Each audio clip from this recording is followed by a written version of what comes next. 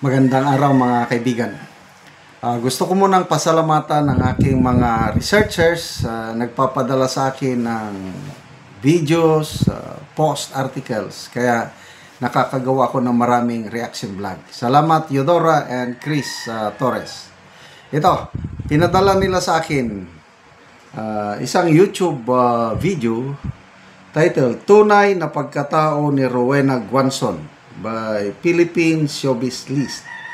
Kaya pala sabi ni Eudora, kaya pala ang tapang at talino ni Rowena Guanzon dahil sa kanyang pinagmulan, yung pinagdaanan. Okay, pakinggan natin itong video na ito at magbigay ako ng reaksyon. Early life and family background. Ang lawyer, politician, and activist na si Maria Rowena Amelia Villena Guanzon ay isinilang noong August 29, 1957. Anak siya ng isa sa mga kauna-unahang babaeng politiko sa bansa at isang bayaning na ikalawang digmaang pandaigdig na pareho ring mga abogado. Lumaki si Rowena sa isang pamilyang laging sinusubok ang talino at maagang hinuhubog ang tapang. Ang karanasang ito ang nagpatatag sa palabra at palaban sa 68 years old na tubong Cadiz City, Negros Occidental na natutong huwag umatras sa anumang argumento kapag alam niyang siya ang nasa tama at kadalasan siya rin ang may huling salita. Nagmula sa pamilyang tanyag na sa kanilang mga asukalan o hasyenda, ang kanyang amang si Sixto Rojas Guanzon Sr. ay isang retiradong regional trial court judge, habang ang kanyang ina naman na si Elvira Cosing Villena ay isang abogada at dating vice mayor ng Cadiz. Nagsilbi din ito bilang board member ng Negros Occidental at naging politiko sa loob ng 36 years. Ang kanyang ama ay nagpakita ng pampihilang tapang noong panahon ng ikalawang digmaang pandaigdig. Sa edad na 17, sumali ito sa isang guerrilla intelligence unit sa Kabangkalan City. Naaresto siya at pinugbog ng mga sundalong Hapones, ngunit nakatakas at nagpatuloy sa pagkikipaglaban.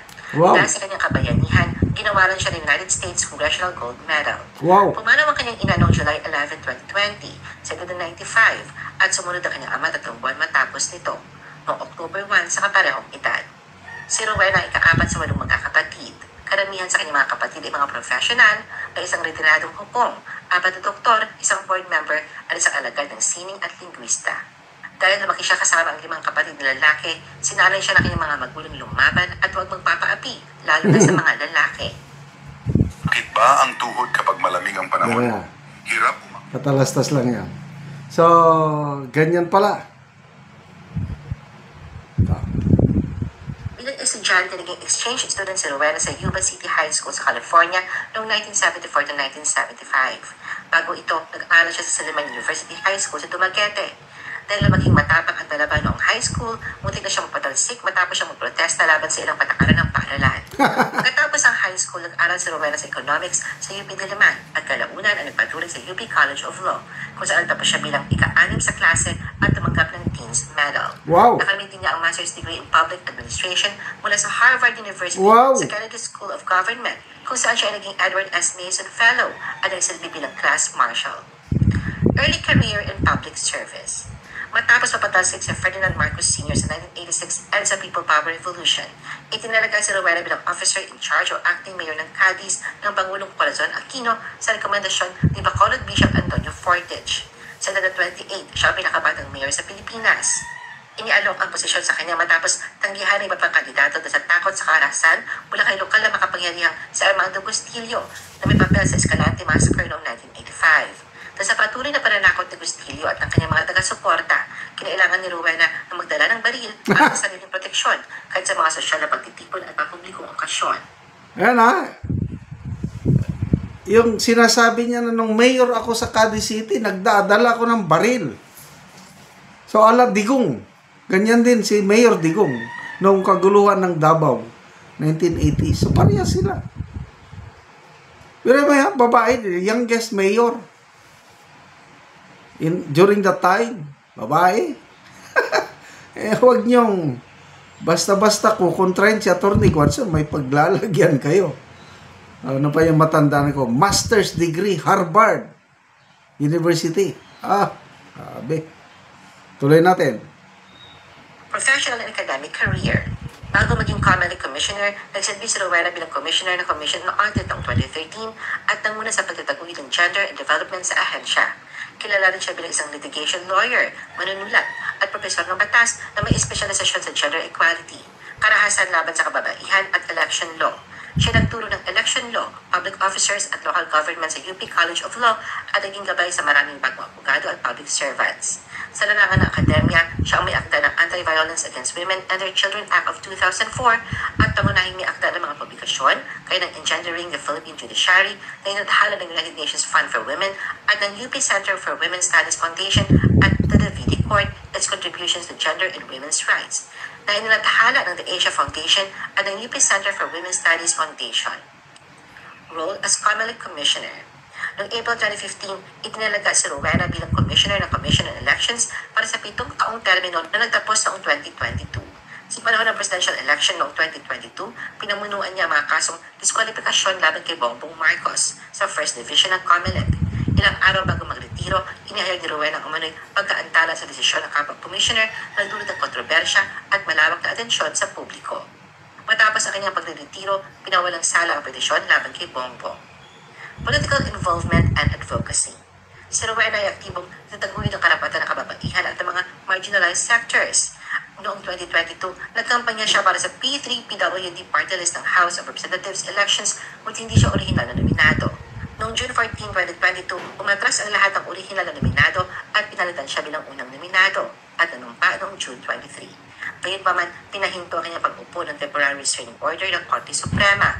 Noong nakaraang taon, ipinagbawal siya ng Korte Suprema na kunin ang posisyon dahil sa malubhang abuso sa diskresyon ng COMELEC sa pag-aproba ng substitution lampas sa deadline. Bagamat naharang ang kanyang pag-upo at sa technical na issue sa substitution, ipinakita ni Rowena ang kanyang patuloy na interes sa pampublikong serbisyo at representasyon ng mga marginalized sectors.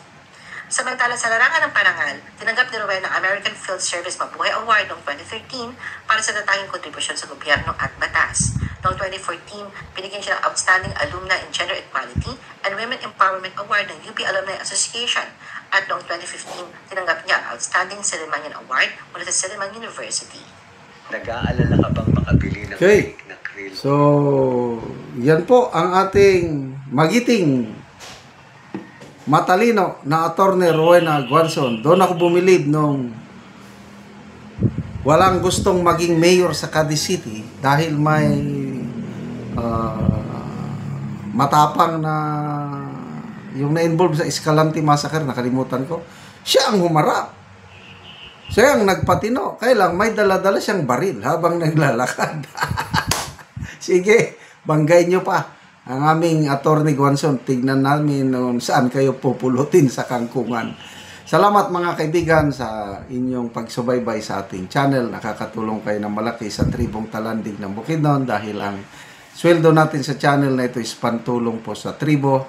Namimigay tayo ng mga libreng yero at pako para makapagpatayo sila ng mas maayos na tirahan. Panoorin nyo ang video na ito. Una ni ang ihatag namo nga yero o mga gamit sa panimalay sa among tabangan.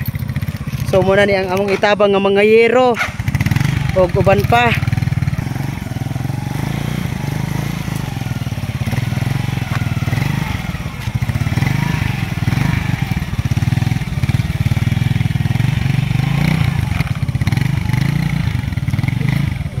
Karon abot na gyud.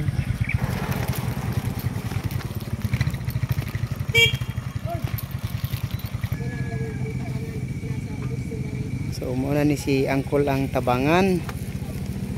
So makabalay na gyud ni sila karon. Linsin, lansang, hero. So kompleto among gihatag sa iya.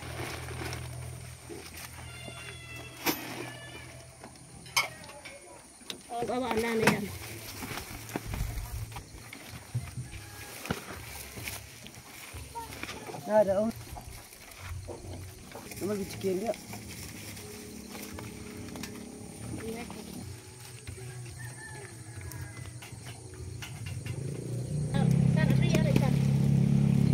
So karon ihatod na gyud sa panimalay ni Angkol ug ni Ante ang among gitabang sa ilaha. So makabalay na sila og doon na pod may gihatag nga mga makatabang sa ilaha nga para sa ilang kahimtang. Payag balay na gyud mi inaanay sin nga natapos panalangin. Mainig kay pagbuot ni sa taas ang tingaling nga maabot ang among pangandoy. Kinabuhi. Mm. Oh, so Sa mo ang pangkamot wala di mahimo. sumuna ni ang itsura sa mao nga panimalay ilang ang kulog ante nga gitagaan sila og tabang tungod sa ilang kalisod. Nga silupin lang yun in town. Mong balay o payag biyay. Mo na among kahintang. Muna ni ang ilang kahimtang ilang ante. In town among atop Ilang kaldero isa ra ka buok. wala gyud. At gyud kay sa Ginoo nga naara gyud nakaabot sa amo nga tabang nga wa namo damha nga karong adlaw gyud. Naara gyud ay naluoy sa amo nga sa amo kahimtang ngay ami adlaw do mangita utaw na. Salamat kayo te. Salamat